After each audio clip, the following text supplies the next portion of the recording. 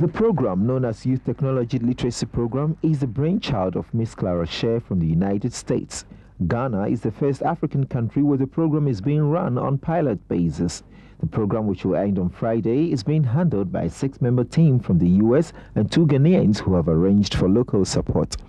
The 150 pupils who are undergoing the program in batches were selected from various schools. Most of them have had a little bit of computer experience before coming here, so some of them know what to do, and there's some other people who this is their first time, so there's a varied response from all of them, but generally they've been responsive to the instruction. We have learned about the hard drive in the computer.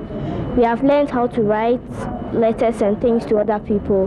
We have learned how to send emails. We have learned how to fold papers into shapes too. I want to know how to use the monitor, the keyboard, and the rest.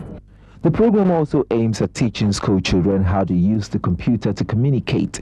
According to the founder of the program, Miss Clara Sher, the program is part of a long-term effort to enhance Ghanaian primary and secondary education with information technology. So let's call everyone by speak first. What's the minister lead? The Minister of Education, Youth and Sports, Mr. Kujoban Redu, said the program will help the country to leapfrog in education. This one-week program will help teachers and students acquire valuable computer skills to enhance teaching and learning, with particular emphasis on the application of the technology to what they are learning in school and critical thinking. The program was financially supported by Microsoft Corporation and Chicago's Foundation, as well as Somoa Information Systems, Cisco, and the Trust Bank.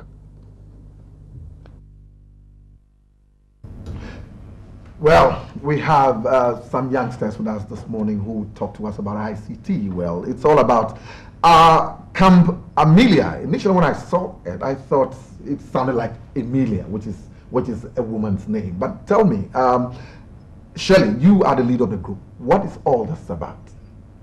Actually, I'm in charge of development in Africa, but I'll let Clara tell us more about Camp Amelia since she started the project and she's the director. Okay, but you're bringing them down home here, isn't it? Yes. Okay, so Clara, tell us. Sure. So Camp Amelia is a US-based nonprofit organization dedicated to bringing ICT to education through teacher and student training programs. We feel that ICT, information and communications technology, can be leveraged highly to help, especially the developing world, make technology higher quality and more accessible to a greater number of individuals.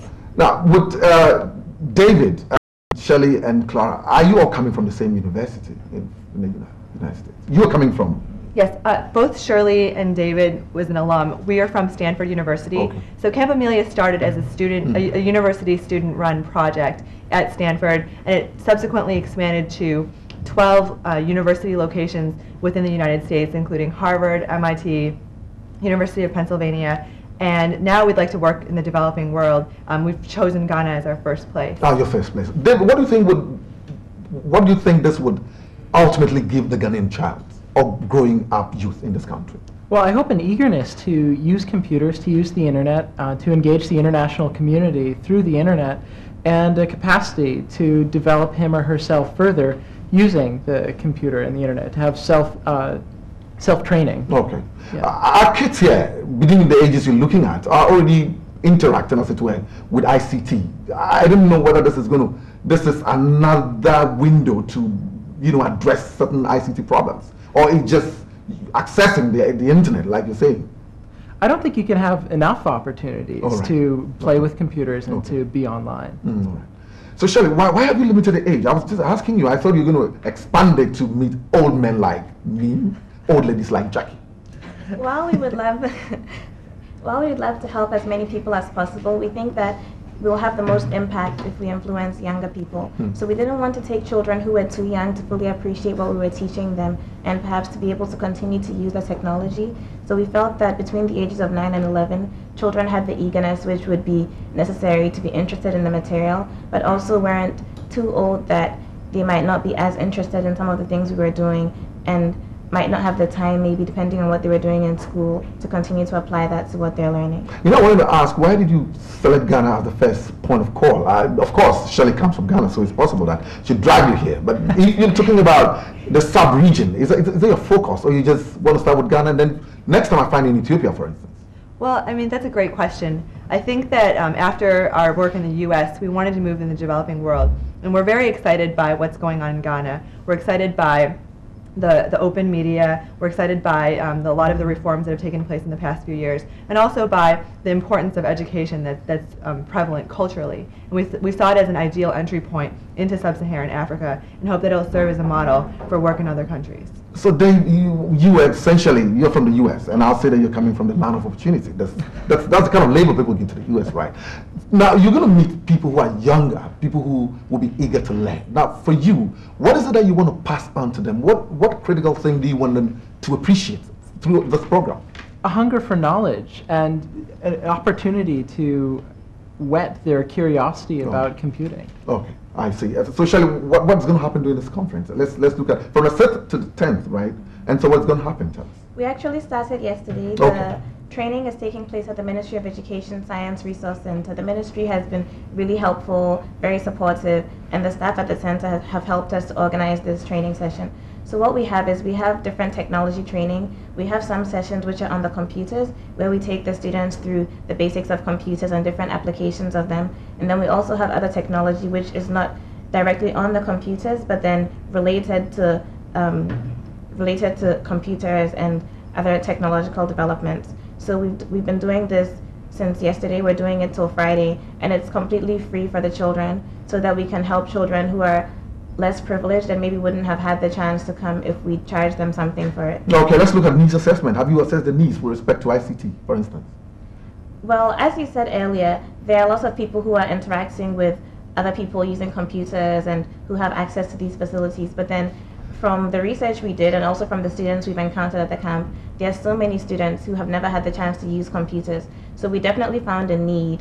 And then we looked at the educational system, some of the things the government is doing to try and integrate ICT into education. So we want this to be a sustainable project. This is the pilot one, but then in subsequent years we hope to raise more money to have several more camps in Ghana and then make it accessible to a whole lot more people. Clara, you know one thing, the first time I saw a computer, I just looked at it because I didn't want the situation where I would fall in love with this machine and later don't get it. Are you sure you're gonna give them the machines so that they continually want to? Well, we're not giving them the machines. I mean, hopefully, Bill Gates said in a talk 2 months ago that he believes in 10 years hardware will be cheap enough that it'll be virtually free for anyone, even in the developing world. And I think once we get to that stage, then every child will get to have her or his own computer.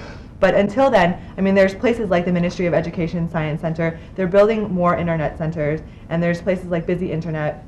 We hope to be talking to them soon to get free or discounted passes for teachers and students. Right. Dave, it looks like your generation is already prepared to take over from the next generation. Is that true? With respect to helping others, as it were.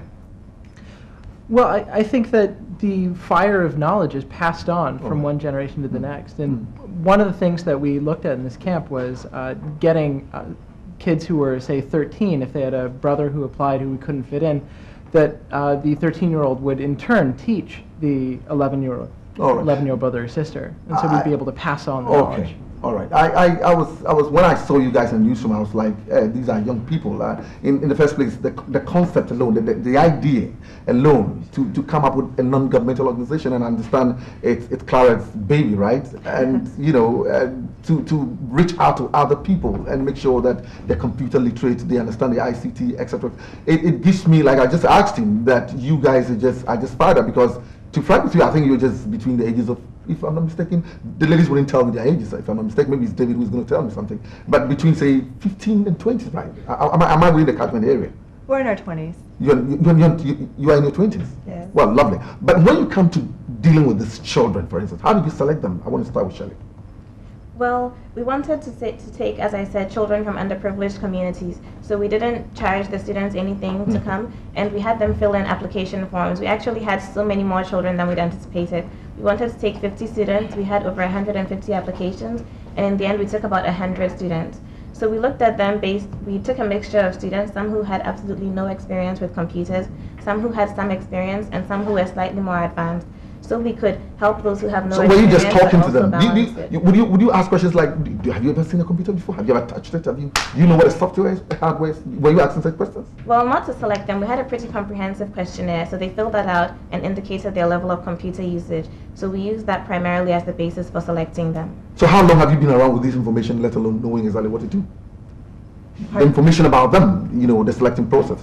Well, it was very difficult because we were in the United States, and so a lot of the things that we wanted to do, such as fundraising, selection of applicants, we had to do from overseas. Luckily, we had some friends and contacts here who helped tremendously in this regard, and so we just kind of wanted to find a mix of students who were well off enough and in a position where they could sustain the knowledge that we were able to give them, but also not so well off that they didn't need our services. Let me ask you the last question. David, assuming you move out of this country and you met your president, President Bush, what would you tell him about ICT with regards to African children? Very brief. I think it's very promising. I think it's an incredible situation where there's getting to be low-cost access to the internet that's starting to be widespread, and there are kids who are clearly very interested, as evidenced by the 150 kids that applied for our program. So I think it's on the point of explosion throughout Africa. All right, well, I just want to take off the program now and hand over to Jackie, but thank you very much for coming, and I wish you all the best, and I know that you're going to have a nice time with these kids, okay?